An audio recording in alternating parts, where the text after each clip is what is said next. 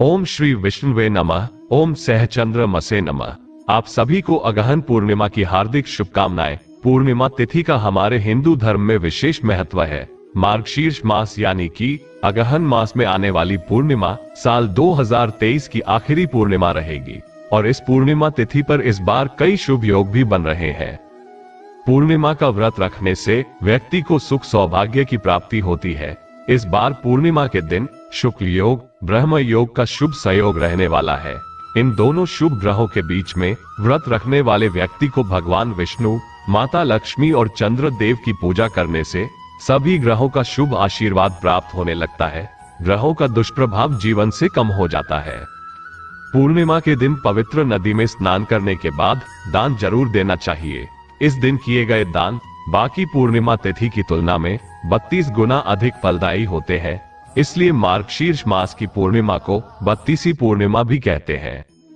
आइए जान लेते हैं पूर्णिमा तिथि कब है और इस दिन के शुभ मुहूर्त के बारे में। पूर्णिमा तिथि प्रारंभ होगी 26 दिसंबर मंगलवार की सुबह 5:48 से और समाप्त होगी 27 दिसंबर बुधवार की सुबह 6:03 पर। इस प्रकार उदया तिथि के अनुसार 26 दिसंबर मंगलवार के दिन ही अगहन पूर्णिमा है। इसी दिन मां अन्नपूर्णा जयंती भी है और पूर्णिमा का व्रत और स्नान दान भी इसी दिन किया जाएगा। यदि संभव हो तो किसी पवित्र नदी के जल से, और ऐसा संभव न हो तो घर पर ही नहाने के पानी में गंगा जल मिलाकर अवश्य स्नान करना चाहिए।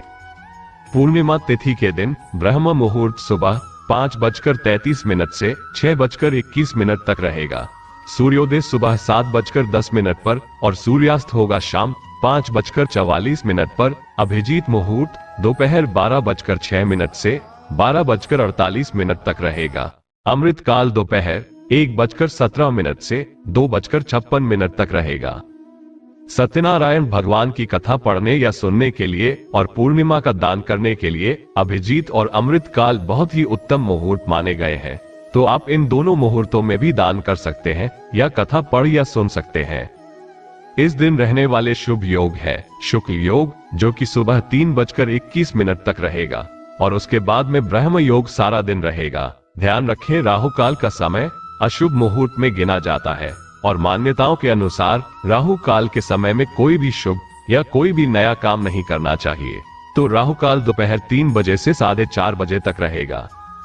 26 दिसंबर मंगलवार को चंद्र उदय होगा शाम 5:06 पर। तो शाम की पूजा आप इस समय के बाद से कभी भी करके चंद्र देवता को अर्घ्य देकर अपना उपवास खोल सकते हैं। पूर्णिमा तिथि पर सूर्योदय से पहले या ब्रह्म मुहूर्त में किया गया स्नान कहते हैं शरीर को पाप मुक्त बना देता है, शरीर को रोग मुक्त बना देता है। खासतौर पर इस दिन शाम के समय चंद्र देवता की पूजा करने से कुंडली में चंद्रमा की स्थिति भी मजबूत होती है।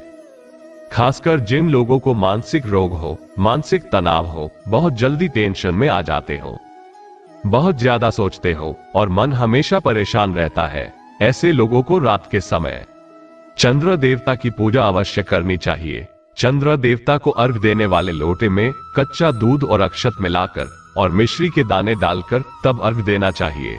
इसके अलावा इस दिन क्योंकि सत्यनारायण भगवान की पूजा भी की जाती है, जो लोग सत्यनारायण भगवान की कथा का पाठ पढ़ते सुनते हो, उन्हें इस दिन सत्यनारायण भगवान को भोग में आटे को घी में भूनकर उसमें चीनी मिलाकर उसका प्रसाद तैयार करके और पंचामृत का प्रसाद तैयार करके भगवान को भोग लगाना चाहिए और उसी को प्रसाद रूप में बांटना भी चाहिए। पूर्णिमा के दिन दीपदान किया जाता है पवित्र नदियों के बहते जल में, कुंड में, सरोवर में या जहां पर भी पानी भरकर रखा हो उस जगह पर। और क्योंकि इस दिन अन्नपूर्णा जयंती भी है, तो ऐसे में अपने घर में खास तौर पर किचन में आप पूजा जरूर करें। एक दीपक मां अन्नपूर्णा के नाम से जरूर जलाएं। किचन में आप जब पूजा करें तो ध्यान रखें कि शाम का भोजन उस समय न बना हो। भोजन बनाने से पहले आपको ये पूजा करनी होती है। ऐसा करने से पूरे वर्ष भर आपके घर में धन धान्य की कोई कमी नहीं होती और मां अन्नपूर्णा की कृपा से घर में कभी भोजन की कमी नहीं रहती। खास तौर पर इस दिन पका हुआ भोजन गरीबों को जरूर खिलाना चाहिए। दूध, दही या फिर दूध से बनी हुई वस्तुओं का दान करना चाहिए। सफेद वस्त्रों का, गर्म वस्त्रों का दान करना चाहिए। पूर्णिमा का उपवास सुबह से प्रारंभ होता है और शाम की पूजा करने के बाद आप प्रसाद ग्रहण करके यदि हो सके तो मीठा भोजन ग्रहण करें, नहीं तो आप सेंधा नमक से बना हुआ शुद्ध सात्विक भोजन भी ग्रहण करके अपना उपवास खोल सकते हैं। आज के दिन हर किसी को हो सके तो पवित्र नदियों के जल में स्नान करना चाहिए, लेकिन सबके लिए ऐसा करना संभव नहीं हो पाता है, तो घर में ही नहाने के पानी में गंगाजल मिलाकर स्नान करें। लेकिन उससे पहले एक जरूरी काम सभी को करना चाहिए। सबसे पहले तुलसी के गमले से थोड़ी सी मिट्टी लेकर माँ तुलसी जी को प्रणाम करके फिर अपने शरीर में माथे पर लगाकर उसके बाद पानी में गंगाजल डालकर या पवित्र नदियों के जल से स्नान करना चाहिए, क्योंकि मार्गशीर्ष महीने के नियमों का पालन करने वाले सभी भक्त पूरे महीने तुलसी की जड़ की मिट्टी को शरीर में लगाकर फिर उसके बाद स्नान करते हैं। जो लोग पूरे महीने ऐसा न कर पाए हो तो आज के दिन सभी भक्तों को ऐसा करना चाहिए। भगवान विष्णु और भगवान कृष्ण जी की कृपा ऐसा करने से प्राप्त होने लगती है। जो भी जीवन में अधूरी इच्छाएं हैं वो भी पूर्ण होने लगती है। ओम नमो नारायण।